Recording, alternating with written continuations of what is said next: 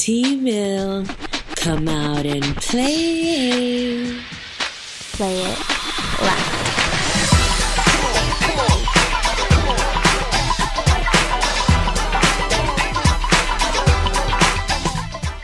Hey, it's Kenny Anderson here at the Maitland Conservatory for In Tune with T-Mill to talk about Jazz in the Park Huntsville 2018 coming in September. We're changing the status quo one voice at a time through music, edutainment, children, and awareness. We're progressing and preserving the culture through real conversations with people who've had real success. Multicultural artists and musicians, models, entrepreneurs, innovators, and activists. This is Paradox East, and you are in tune with T-Mill. Powered by the MaitlandConservatory.org. Thank you for listening to In Tune with T-Mill. All right. Welcome, you guys, to another special edition of In Tune with T-Mill. This is a very special episode, and I say every episode is special, but this episode is special. I don't lie to you guys. This episode, as all episodes, I got the echo in my ear, so it's throwing me off. This episode, as all, is about changing the status quo, is about making a difference, and about talking to people that are making a difference and changing the status quo. And I mean everyone, from your neighbors to your public servants to your educators, police officers, musicians, janitors, everybody, anybody that's making a difference. We want to talk to on In Tune with T-Mill. And this episode, we're talking to a prestigious gentleman, a man of faith, a man of action, a mentor, a servant who I'm lucky to call a friend. There's only 24 hours in a day, and somehow he manages to get more work done in a day that most of us do in a month. He could be out here getting checks from GQ Magazine or LVMH. Instead, he's on the ground floor making change, 10 toes in the streets. Instead of pointing his fingers and complaining in tweets, he's teaching in classrooms, engaging in the boardrooms, making impacts through his programs on both radio and television. He's been changing the status quo before I adopted the phrase as my mission statement. My guest on this episode here live at the Maitland Conservatory, degrees from both Oakland University and AAMU, a small business owner, an entrepreneur, and community organizer, serving the Rocket City and the Tennessee Valley through the Office of Multicultural Affairs. Ladies and gentlemen, Kenny Anderson is in tune with T-Mill. What's going on, bro? T-Mill, what's up? What's up, man? How you doing today? Man, I can't complain, man. Blessed and highly favored, I gotta tell you, man, I'm looking for the guy that you were talking about there a moment ago. Like, was he coming in the studio? Right. Well, that's you, man. You do so much, man. And it's one of those things to where once you sit down and maybe look back and reflect sometimes, and you think, man, I've done something. I've done a little bit. But I'm here to tell you that you've done a lot. You know, there's, again, and I don't say that lightly because there's only 24 hours in the day. And there's these things that we aspire to do, things that we want to do, people that we want to be, all these things, yet we don't get up and do them. And I think you're one of those people that you just have no excuses. You get up and do it, you know? So welcome to the show, man. Thank you for having me, man. I really appreciate it. Awesome. So we are here to talk about the office. We're here to talk about Jazz in Huntsville.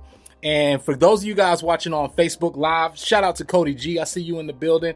JQ and everyone watching. We're here to talk about Jazz in the Park. And if you have any questions, make sure you drop them in the chat room and we will get them to Mr. Anderson. He is tagged in the video, so he will be able to get those questions.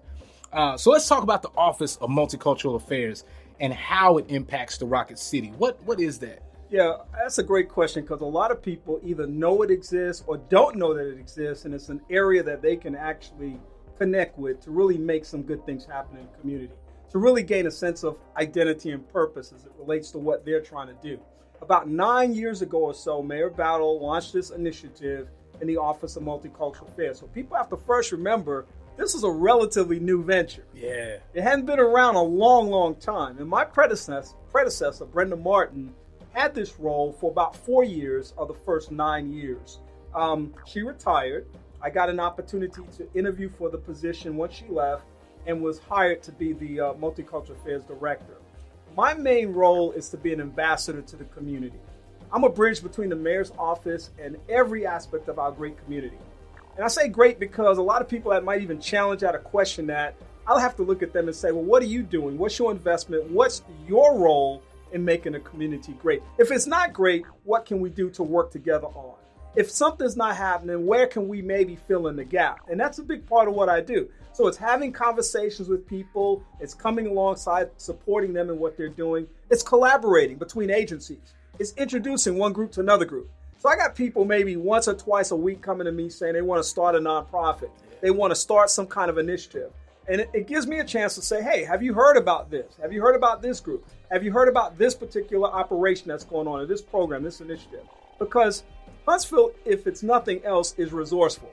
There's a whole lot of stuff going on in this community. And there are a whole lot of people that want to be a part of that process. So a big part of my job is bringing people together, creating energy around projects and conversations to really improve the quality of life in the community.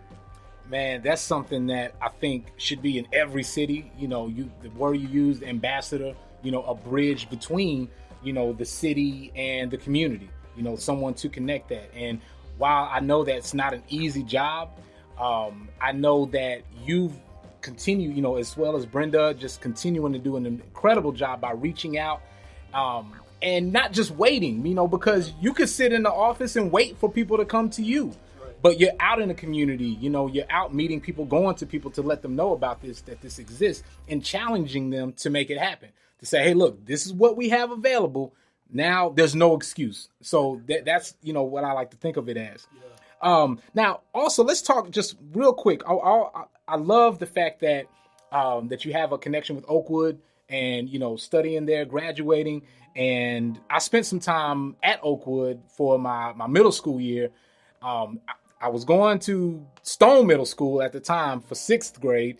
It got pretty bad, and so my mother decided to enroll me in Oakwood University with at the academy with my grandmother. My grandmother was the dean at the time, Patty Landy. And I just think about all the great times on the campus. And so what I always like to, anyone that has a connection to Oakwood, what's one of your favorite, funniest moments out there at OU? Favorite, funniest? Oh, my goodness. I spent 4 years there, and then I kind of see the rest of my life as an extension of those first 4 years, because I never have really given it up. Yeah. I've been an employee at Oakwood. I've been a volunteer at Oakwood. I've had a radio show there for almost 28 years now. So, yeah. Everything that started there was an extension of that.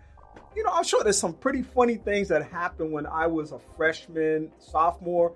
We used to have food fights and huge campus water fights.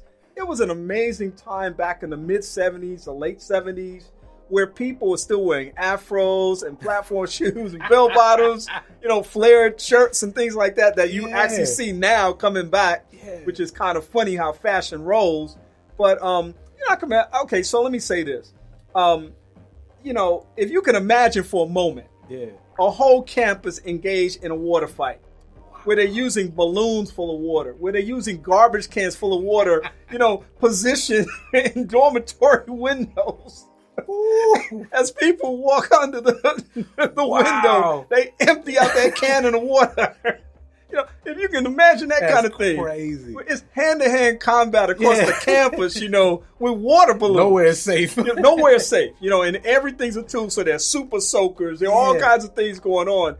That was a lot of fun back in the day. And one of the reasons why I have the connections I have at Oakwood right now and the legacy that Oakwood shared with me in terms of just being a part of that whole process, people from all over this world that I know now, is because of those fun times that we had together, man. Wow. We could study, but we could also let our hair down. Absolutely. And to have a good time, man. And to be able to, I think college is one of those places, universities, as well as high schools, where you start to make those lifelong friendships. Right. And there's people that I'm sure you as well, that we may not have talked in 10 years, but we see each other and it's like we never left, never skipped a beat because of those times that you had.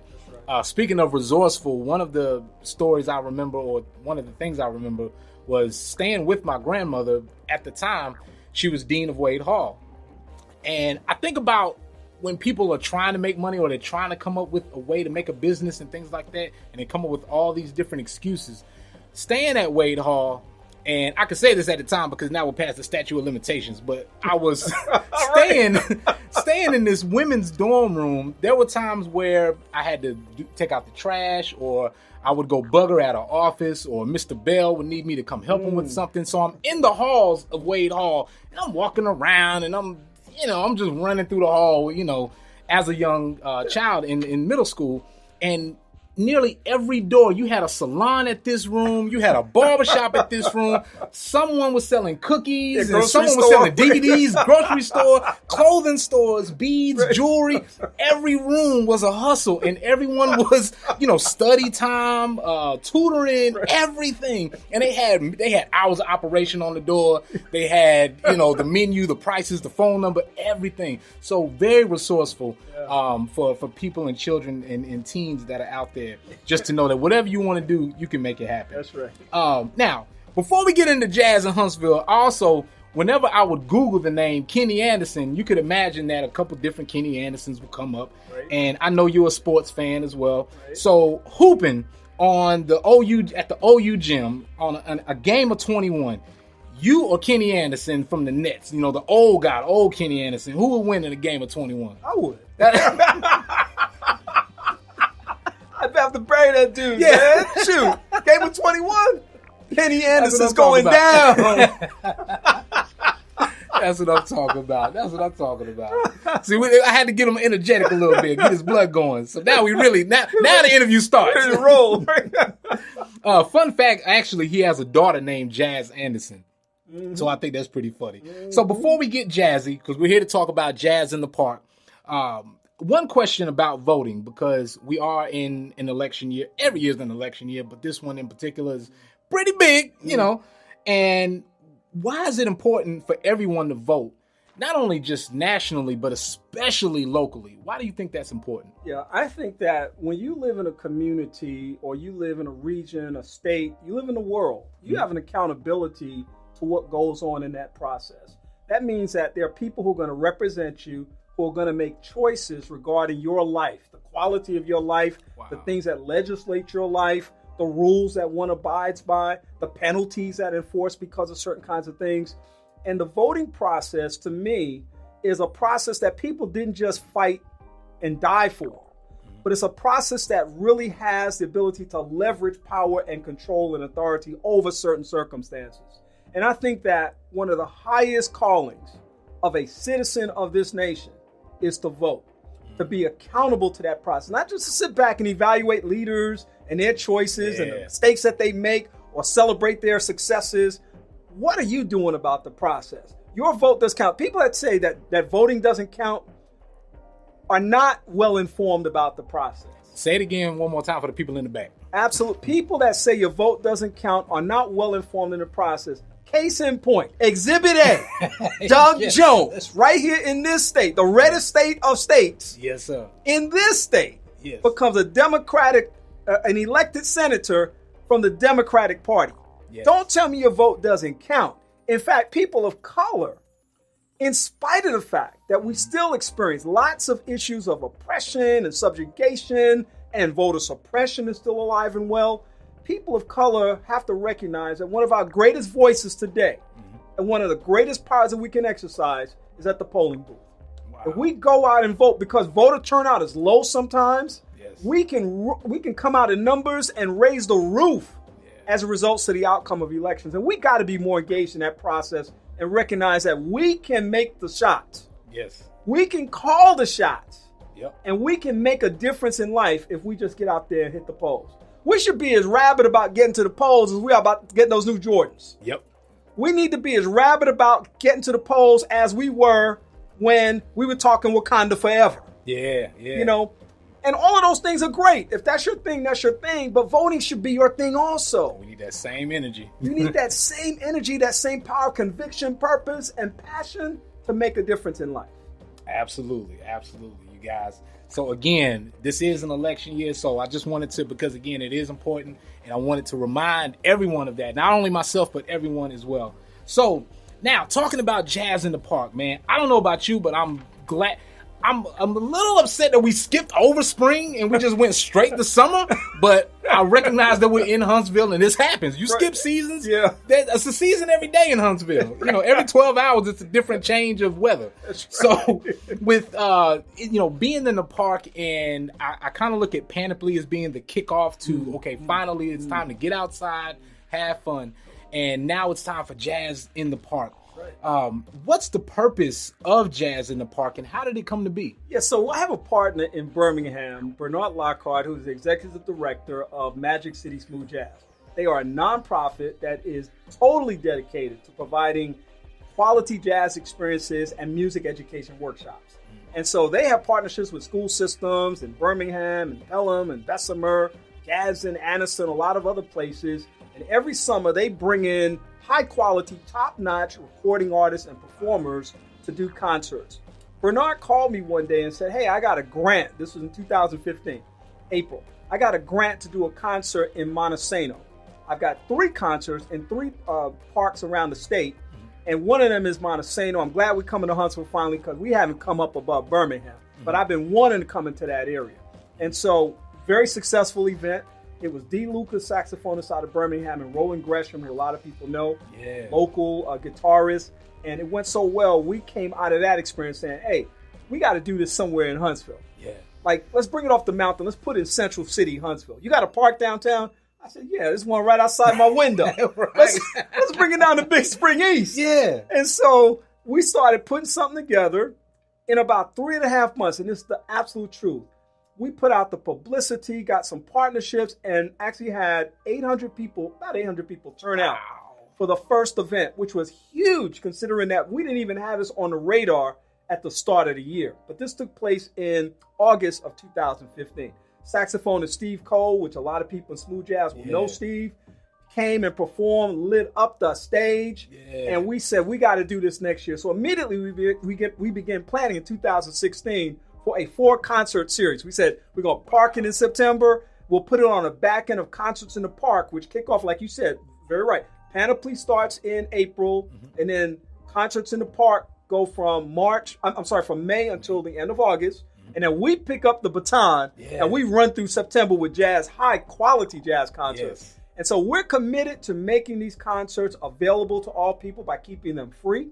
We look for partnership in the community. Wait. All this is free 99? Brother. Free 99 and a half. I mean, look, it's as free can be. It's the free state of Big Spring East. Wow. It is amazing because Bernard's vision with his nonprofit in Birmingham is that we don't want to skim anything off the top. Right. In terms of the quality of this event.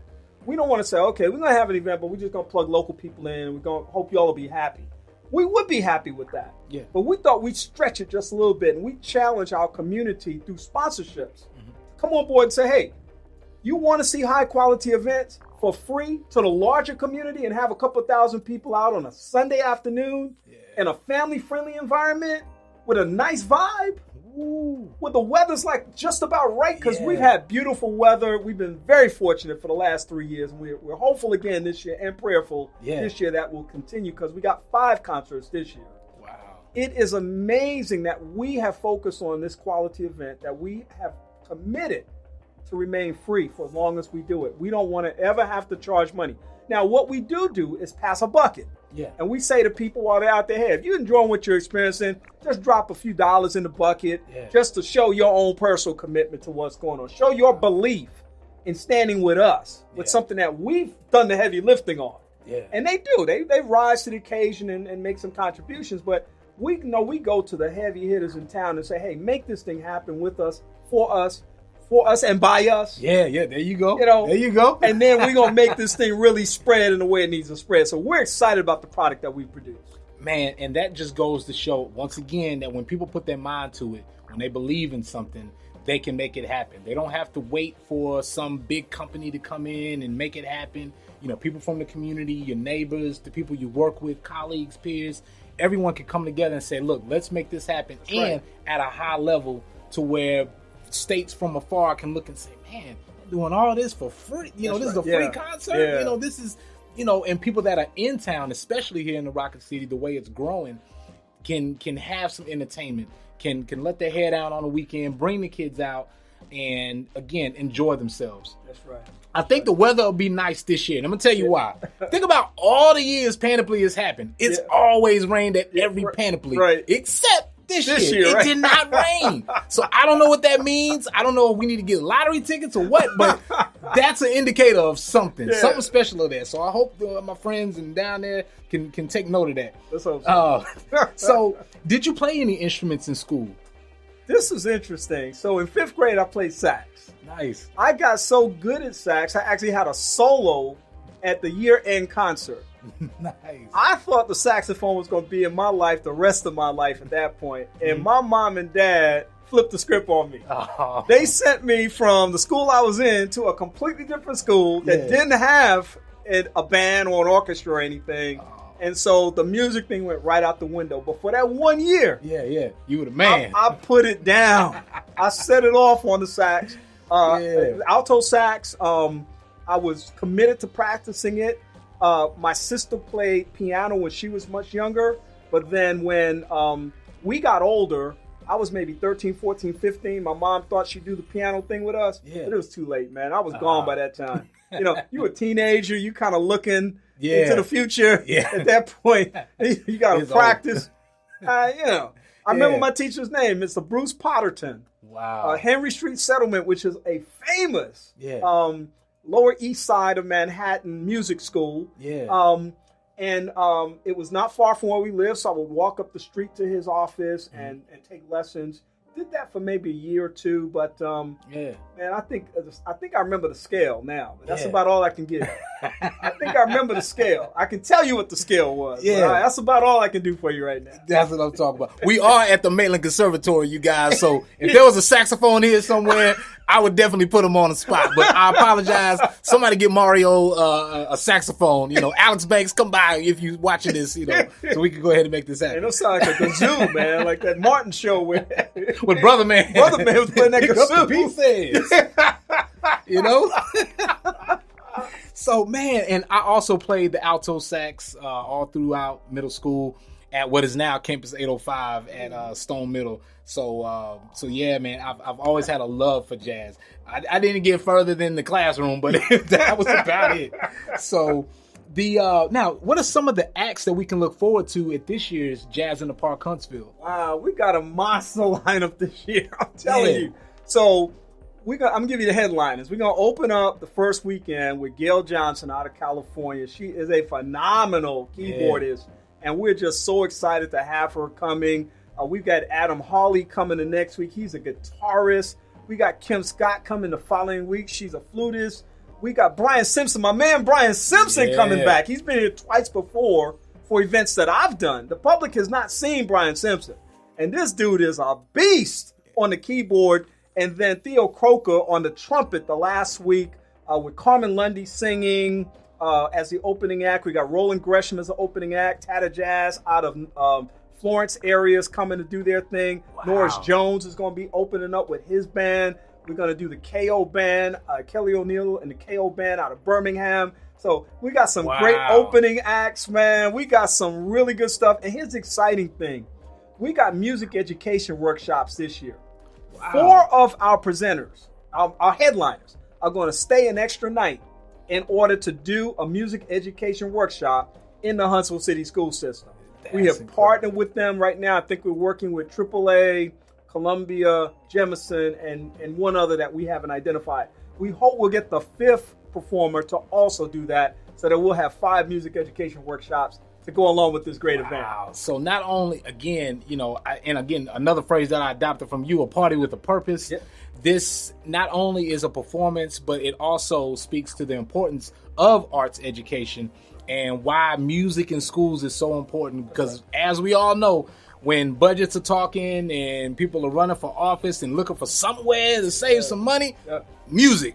Get music out of schools. Get art out of the schools. And that's the first thing they look for, as opposed to knowing how important music is, not only to children, but to the economy of that city, that neighborhood. And even if you guys will go, look it up at one of the Arts Huntsville pages, they actually have a study of how that money impacts and makes a difference. And I'm talking billions with a B of money that this generates. That's why the STEM conversation can never exclude STEAM. It has to be the arts piece in there as well. We can never lose our focus on the importance, the critical importance of arts to our young people, because the creativity that comes from that, the opportunity for expression that comes from that, we can never lose that. No, and again, we wouldn't be here in this capacity that we know of the world without music. Music is one of those things that, again, it drives conversation, it drives our emotions, it drives so many different things through life. You know, there's two things that make it very hard, nearly impossible for people to argue. It's pretty hard, and I've studied this. I've watched this for a little bit.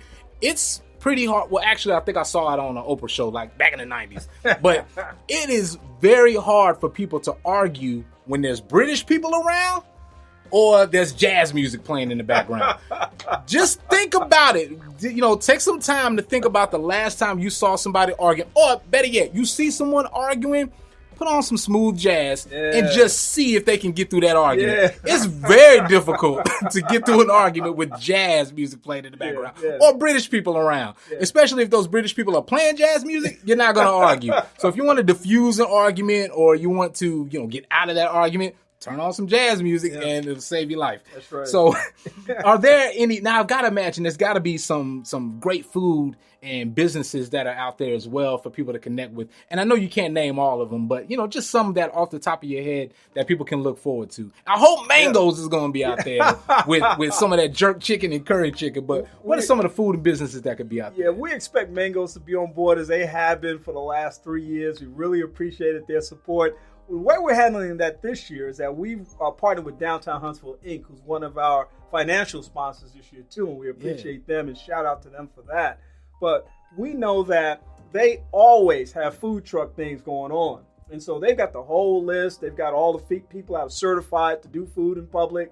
And so we're allowing them to coordinate that whole process. So they're putting out a thing saying, hey, we got 5 Sundays. Who wants to come? We're looking for 3 to 4 per show. Wow. And on one of those weeks, there's going to be a food truck rally. So there'll be 10 to 12 or maybe even more lined up like we did one day last year. Yeah. And so there'll be many more options available for people for that one show. So look out for food trucks every week, but one of the weeks will be an actual food truck rally. And then, of course, our VIP tent, I got to give a big shout out to all of those restaurants that support us by donating food. And there's a bunch of them that will just come alongside and say, here, this is for your VIP tent. We're going to go ahead and throw this at you. And I mean, it's always, you know, like mouth-watering food. I mean, it's like, it's the real deal. Yeah. And we're real excited about having those folk on board in addition to some new ones this year that we haven't completely identified everybody yet. Wow. Again, you guys, make sure you share. Tell somebody about this. Bring a friend. Bring the kids out. This is 5 Sundays, correct? 5 Sundays, 1, 2, 3, 4, 5th Sundays that you guys have an opportunity to come out and enjoy music, discover new music, to bring the kids out, to get something to eat. Make it a dinner night. You know, say, hey, instead of us having dinner at home, we're going to have dinner in the park. Have a park. And especially if it's your anniversary month, if it's a birthday month, do something a little different. You know, come out to the park, have some fun, and enjoy yourself and support this stuff that is going on, this jazz in the park that's going on. This collaboration between the city of Huntsville, Office of Multicultural Affairs, and the Magic City Smooth Jazz. You guys, again, this is going to be a very special weekend, weeks, of just stuff going on. What do you think about, before we get out of here, and again, if you guys have any questions, make sure you drop them in the chat room, whether you're watching on YouTube or Facebook Live, and we will get those questions to Mr. Anderson. What do you think about how Huntsville is building this new entertainment and business sectors and just all these different things that's coming up? It's got to be pretty exciting, man. Man, it's about as exciting as anything right now for me, because it gives me one more reason to tell people, man, why are you going to Nashville? Why are you going to Atlanta? I mean, it's okay. Look, I travel too. I like going places. It's all good to go someplace every now and then. Yeah. But when your argument is that there's nothing here, then there's not much I can say. Yeah. But that has changed. In fact, that's not the case now, but even more so as we think about Dave and Buster's coming. We see Top Golf just blowing it up over there. All kind of stuff happening over there. You see the amphitheater that's coming. Yep. You see that whole development of Mid-City happening. Yeah. You see the food court that's coming downtown right across the street from the embassy next to the new AC Marriott. You see the there's a Moe's coming downtown, and all these other strategically placed things that are happening. You see the new project across the street from Whole Foods that's coming up right now. Yep. That's going to be retail stuff, as well as some shops, some restaurants. It's just an exciting time to be in the city of Huntsville, man. Yeah. And I'm in a position where I'm in meetings sometimes, and I hear things being talked about that, of course, I can't talk about necessarily, but I'm excited about it. The number one question I get from people is, when is Cheesecake Factory coming to Huntsville? Oh, man. And the truth is, I can't tell you because I don't know. I really don't know. But I will say there have been conversations, there have been ideas thrown around. Cheesecake has been to Huntsville to kind of see what's going on. There's a whole lot of other places been to Huntsville to see what's going on. So we'll see what happens, you know. Yeah. Huntsville's growing, it's evolving, it's becoming a destination place for a lot of people for a lot of reasons. The FBI relocating 1,000 jobs here. Yeah. You got Mazda Toyota bringing 4,000 jobs. That's 5,000 jobs with 2 different locations. And then a new GE aviation plant opens up last week with several more hundred jobs. Yeah. And so you got all of these big things happening. You got the chamber right now working on scores of additional projects. Yeah. You just don't know what's going to happen because Huntsville is rapidly becoming that place. Yes. And people out of here that have been here for a minute can appreciate that. Oh, yeah. Even now when somebody says, I want to go, when somebody says to me, there's not enough happening in Huntsville, I'm like, look, if you're really serious, just talk to me. I'm not just going to throw stuff at you just to fill in the blanks, but I'm going to show you there's a whole lot more happening than you probably realize. I've been able to convince some people, and some people still aren't convinced, and that's okay. My goal is not to convince everybody that Huntsville is the place and that it has much more diversity than it ever has before. Mm-hmm. My goal is to simply say, let me make you aware of what's happening, because it may not be your thing, but it could be somebody else's thing. And there's a reason that families are moving here, and that's because it's a great place to live. I mean, again, you hit the nail right on the head that, again, we don't have to go to Atlanta or Nashville, Florida, all these different places.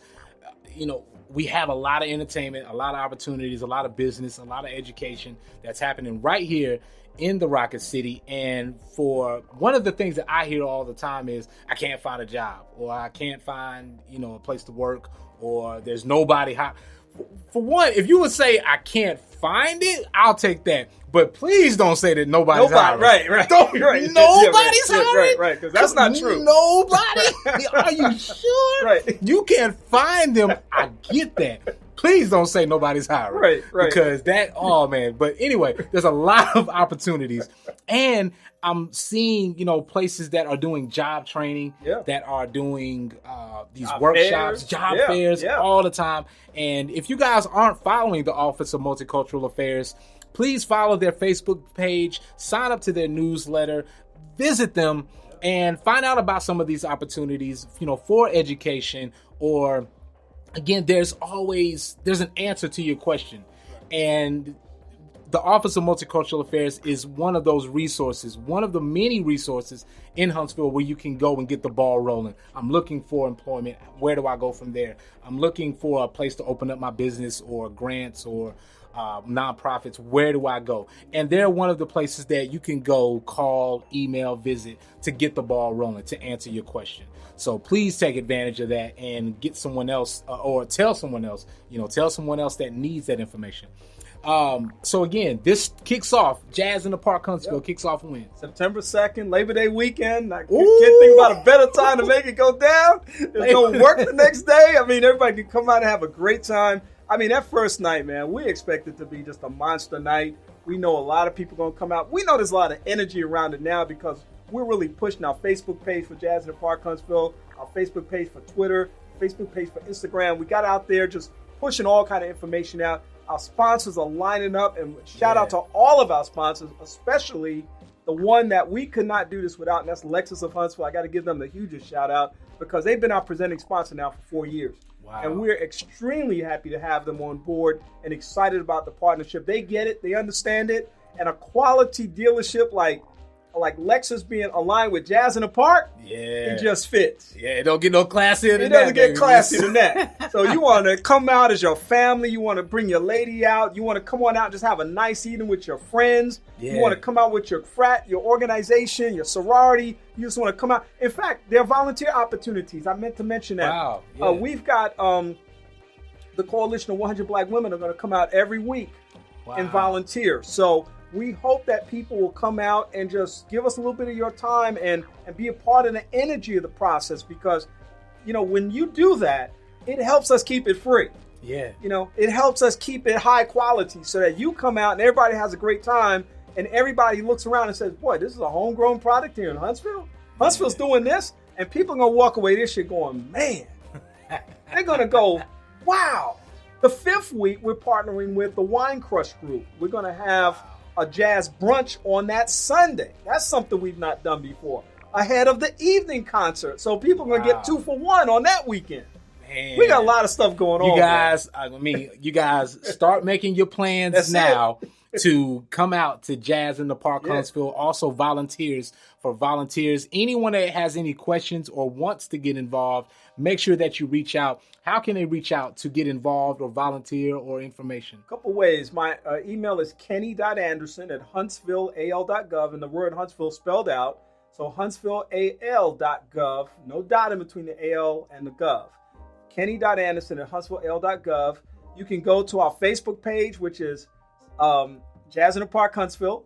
You can go to our Instagram page, which is the same. You can go to our Twitter page. You can shoot me a message there.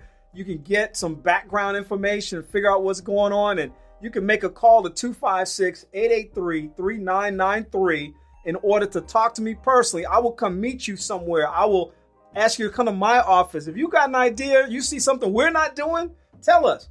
This is not an exclusive thing. We're not, 6 people in a room trying to figure out how to make this thing happen. And keep everybody else away. Yeah. We're like saying, no, come one, come all. If you think you got something to contribute to this process that we haven't thought about, because we don't have all the brains. Yeah. We got brains, but not all the brains. If you got something that you want to add to the equation or some idea that you think we need to consider that we haven't thought about, please let us know. Don't shoot us down because something didn't happen. Yeah. Maybe it didn't happen because we didn't know. Help us. Just help us out. It's your thing. Absolutely. So work with us, and we're going to make this a great event for all of Huntsville. That's what I'm talking about. You guys, make sure you reach out, tell someone, make plans to come out to this event. And again, Kenny, thank you, everyone that's involved with this and everything that the Office of Multicultural Affairs has been doing. Everyone from, yourself to even, the interns, the people that have come and gone over the years, to make this happen, because it is important. And as they say, hindsight is 20/20. So, those times where you and people kind of look back at the work you've done and think, man, this is great. But the strength that you guys have to not get complacent and keep moving, to not just say, all right, we did it, we're done, and just to keep doing it. It is great. And again, you guys, one of the other reasons why I wanted to have Kenny Anderson on the show and to talk with him is just I've seen you out, in the community doing these different things and being an example. We all know, some of our elders that may have a difficult time or just may not understand this generation or the generation that's come after them. But instead of either judging or staying away from it, you become a part of it in your own responsible, cordial, respectful way to be that example, to say, hey, I'm not too cool for school. We can still hang out and get to know one another in this hip hop generation or this new STEM tech education and everything. So I look at you as one of those guys, one of the many people here in Huntsville that, again, connects and engages with the community and doesn't just stay afar and just point fingers and, this is what's wrong, and you get involved. So thank you and everyone that does that for continuing to do that, so thank you. Thank you for what you do too. And I think that this platform that you have is an extremely important one. I'm always affirming the voices of your generation. You have valuable things to say.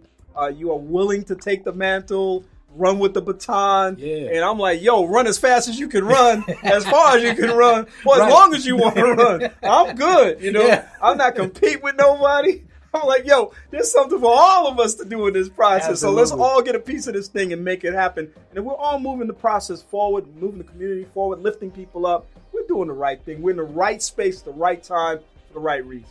That's what I'm talking about. You guys, it's been another special episode of In Tune with T-Mill. Thank you guys for watching on Facebook Live. Please share this episode. Also to everyone watching on YouTube. We are live at the Maitland Conservatory. We are powered by the Maitland Conservatory. Please make sure you visit. Shout out to everyone that came out to the recital last night. It was the spring recital. I know it was 89 degrees outside, but it's the spring recital, so the summer recital will be coming up. But thank you guys for coming out to see the children, to see what they're doing here at the Maitland Conservatory. These children are learning how to score music and score films. They're learning skills and instruments and things that are going to set the foundation and the platform for years to come. These kids are learning how to make $100,000 salaries at age 9. So please make sure you come out and support them. If you have any questions of how to enroll in instrumental training, piano training, you're never too old to learn an instrument. Please come out to the Maitland Conservatory to ask how you can learn these things.